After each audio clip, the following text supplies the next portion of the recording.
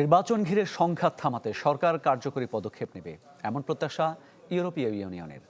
রাজধানীতে এক ব্রিফিংয়ে ইইউ পর্যবেক্ষক দলের প্রধান ইভার্স ইজাবস কথা বলেন স্থানীয় আন্তর্জাতিক আইন অনুযায়ী নির্বাচন পর্যবেক্ষণ করা হবে।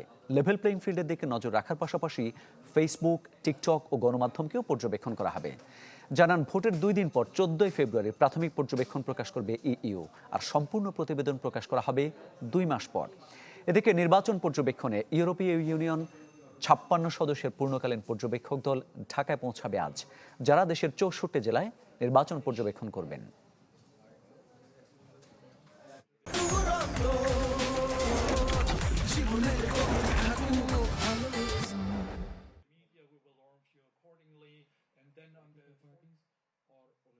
Throughout the mission, we will employ a robust and well-established methodology of a long-term nationwide observation.